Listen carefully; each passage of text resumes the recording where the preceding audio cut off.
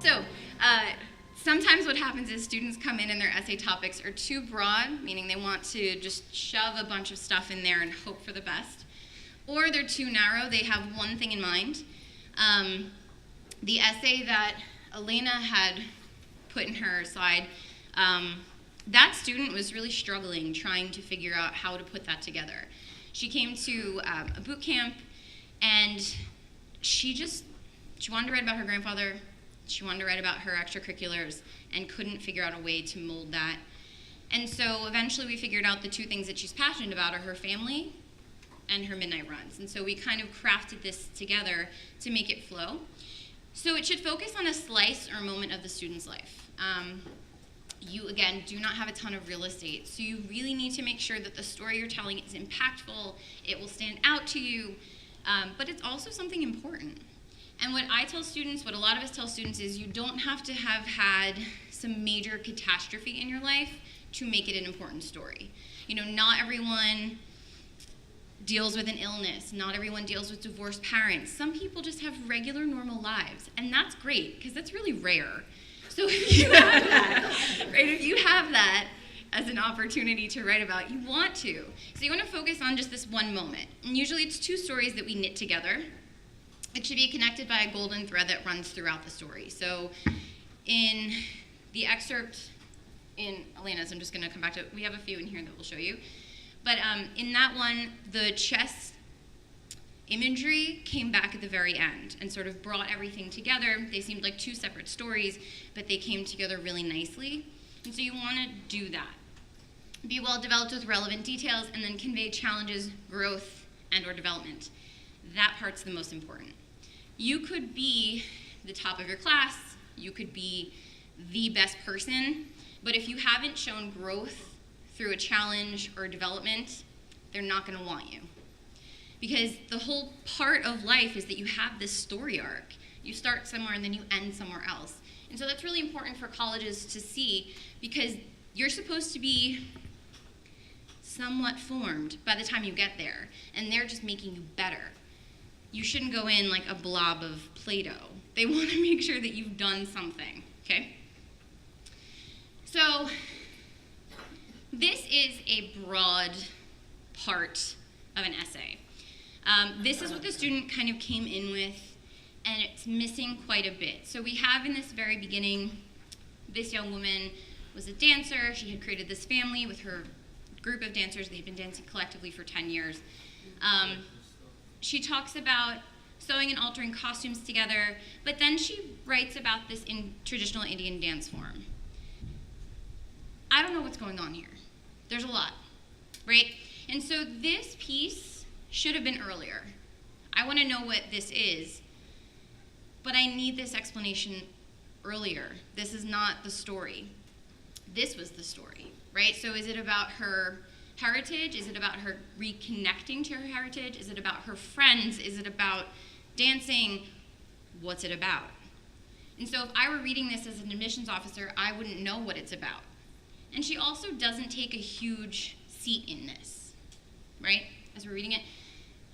This is about the group of friends, her family that she calls them, and this is about her not attending temple, which is fine, but don't maybe highlight that, right? If you're connecting back to your religion or back to your traditions, you want to highlight that though you were away from it, this was how you reconnected to it.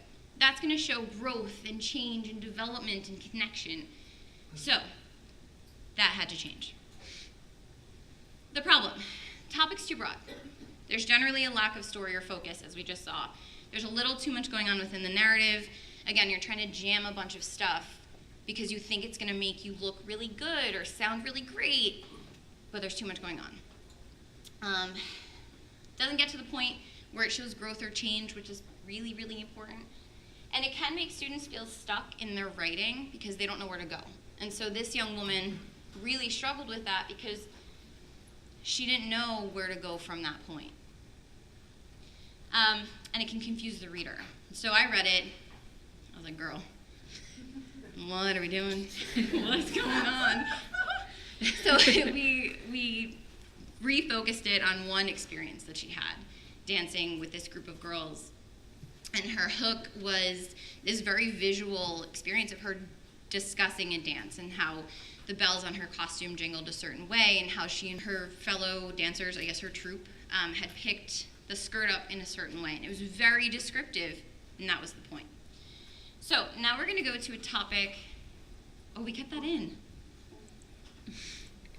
Oh, well, there we go. So this is, no, it's okay. This is too narrow, which is a conversation that Andrew and I had. Because there's a lot going on in it, and it was way too specific. So Andrew had a really interesting story. I'm going to put him on the spot. You already got into college. You're fine. We're all in this together, bud. So Andrew had a very interesting experience. His mother changed his name. How old are you? First grade. So he had lived his life. How old are you in first grade? 6. 6? Yeah. Okay, that's way out of my range. So I teach 14-year-olds. So at 6 years old, his mother changed his name legally because she thought that he would have an easier time as Andrew. But he had already built this identity as Arsham, right? And so he wrote about that, and this was this idea that we were kind of going back and forth about, but we realized as we had to change this that it's much too specific. And so what happens when you have a really, really specific topic is you tend to alienate your reader. So I can understand kind of having this dual personality, right? I'm a teacher in my life, but then, after I teach, I'm a little more goofy. I'm a little sillier. And so there are two kind of personalities in everybody, but this was too specific.